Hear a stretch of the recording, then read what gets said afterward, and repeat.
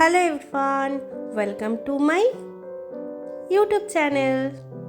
So তোমরা আজকে সানডেটা কিভাবে কাটাচ্ছ অবশ্যই জানিও। আর আমাদের সানডেটা দেখতে দেখতে কেটে যায়, দেখতে দেখতে কিভাবে যে কেটে যায় আমরা নিজেরাও বুঝতে পারি না। সকালটা শুরু হয় ঝড়ের গতিতে, আর কখন যে দুপুর হয়ে যায় বুঝতে পারি না। চলো সকাল থেকে দেখে নেওয়া যাক। তো সকালটা আমাদের শুরু হয়েছে, দেখো খুব সুন্দর রোদ ঝলমলে একটা সকাল দিয়ে। ভীষণ মনোরম পরিবেশ আমাদের বাড়ির আশপাশটা, চারিদিকটা সবুজে ঘেরা। তো সবুজ দেখেই চোখটা খুলি, যাতে চোখের একটা আরাম হয়। সকাল সকাল যদি সবুজটা দেখি, চোখটা যেন খুব ভীষণ পরিমাণে আরাম হয়। তো ঠাকুর দেখে, পুচকুর ঠাকুর জানো তো, এগুলো আমার মেয়ে রায়ের ঠাকুর দেখেই তো সকাল সকাল গলাটা যেহেতু একটুখানি ঠান্ডা লাগার কারণে গলাটা ব্যথা। আমি আগের দিনই বলেছিলাম যে প্রচণ্ড হঠাৎ করে ঠান্ডা পড়ে যাওয়ার কারণে গলাটা ব্যথা হওয়ার কারণে তো ফ্রেশ হয়ে নিয়ে সকালবেলা একটু আদা দিয়ে চা করে নিলাম। তো আদা দিয়ে চা করে নিয়ে চাটা খেয়ে নিলাম। এবার পুচকুর বেলা। Hello everyone. সো এখন তো ঠান্ডা পড়েছে, তো এখন আমাকে মাম্মা মাদা জল করে দিয়েছে, তাহলে আমার ঠান্ডা না লাগে। এই আদা জলটা জানো তো খুবই উপকারী। এই জলটা বাচ্চাদের জন্য, ইভেন বড়দের জন্য খুব ভালো যদি ঠান্ডা লাগে। বা এটা ইনফ্যাক্ট আমি ওকে রোজই দিই। আমার হাজব্যান্ডও রোজ খায়, কিন্তু আমার ভাল লাগে না খুব একটা খেতে, কারণ এটাতে দারচিনি গুঁড়ো, তারপরে তোমার আদা, হলুদ সব দিয়ে জলটাকে ফোটাতে হবে ভালো করে, এবং দিয়ে সেটাকে একটু গরম গরমই খেতে হবে। তাহলে বাচ্চাদের যে সকালবেলা একটা স্কুল যাওয়ার ব্যাপার থাকে, ঠান্ডা লাগা থেকে অনেকটাই ওরা উপকারিতা পায়। কিন্তু যখন আমি রায়কে দিই, আমার মেয়ে অর্নিস্মিয়াকে যখন দিই, তখন ওর মধ্যে একটুখানি আমি মধু আর একটুখানি ওর একটা আয়ুর্বেদিক গুঁড়ো আছে সেটা মিশিয়ে দিই। ওর ছোটো থেকেই প্রচণ্ড একটু ঠান্ডা লাগার ধাত, আর একটু ঠান্ডা লাগলেই ওর প্রচণ্ড কাশি শুরু হয়ে যায়, তখন একটা বাড়াবাড়ি পর্যায়ে চলে যায়। সেই কারণেই আমি এই রেমেডিটা ফলো করি। এটা আমি রেগুলারই করি।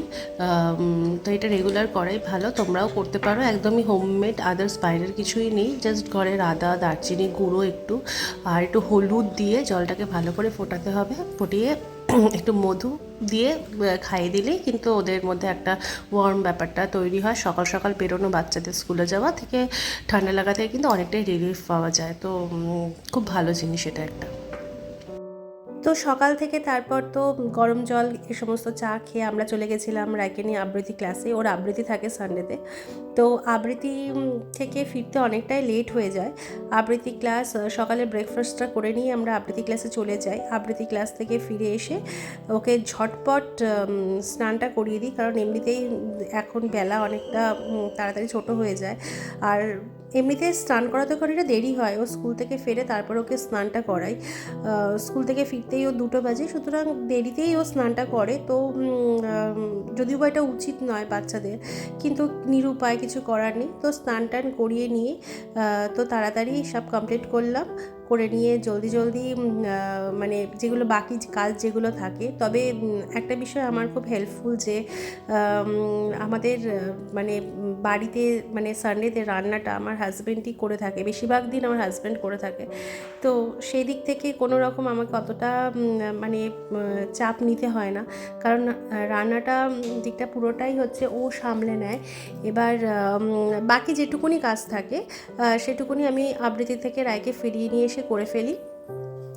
তো এই আর কি, যা যা কাজ থাকে এক্সট্রা যেগুলো থাকে, হয়তো কিছু বাসন মাজা থাকলো বা ভাতটা গেলে দেওয়ার থাকলো, তো সেইটুকু কাজ আমি তাড়াতাড়ি রায়কে ফিরিয়ে নিয়ে এসে করে নেওয়ার চেষ্টা করি।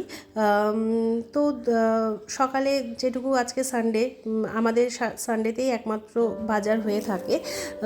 এমনি যে সারা সপ্তাহের যে বাজারটা, ভেজিটেবলস বা মাছ যেগুলো আনার হয় সেগুলো নিয়ে আসি সকালে। তো সেগুলো আমি ধোয়া টোয়া করে করে আমি রায়কে নিয়ে বেরিয়ে পড়ি। তারপরটা আমাকে চিন্তাই করতে হয় না, তারপরে আমার হাজব্যান্ড অরিন্দমই সবটা সামলে নেয়, যেটুকুনি রান্না যেগুলো করার থাকে সেগুলো বেশিরভাগটাই ও করে ফেলে।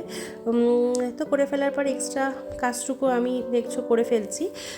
তো এই আর কি করে নেওয়ার চেষ্টা করি তাড়াতাড়ি, কারণ তাড়াতাড়ি হলে সানডেটা ছাড়া তো আর অন্য কোনো দিন বিশ্রাম নেওয়ার মতো মানে সময় বা সুযোগ হয় না। তার কারণ বলেইছি যে আমি বাই প্রফেশন একজন টিচার, তো আমার পড়ানো থাকে, দুপুর থেকেই আমার শিডিউল শুরু হয়ে যায় পড়ানোর।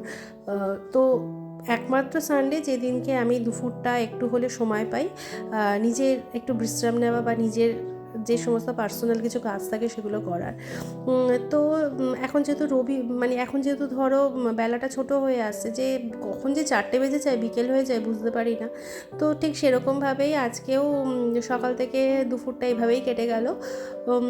এবারে হচ্ছে বিকেলের পর তখন আবার একটু রায়কে নিয়ে বসা, ওর পড়াশোনা, যেহেতু মানডেতে কিছু স্কুলের যা যা হোমওয়ার্ক থাকে সেগুলো করানো। তো এই আর কি। ভিডিওটা ভালো লাগলে লাইক করে দিও, আর ভালো লাগলে অবশ্যই সাবস্ক্রাইব।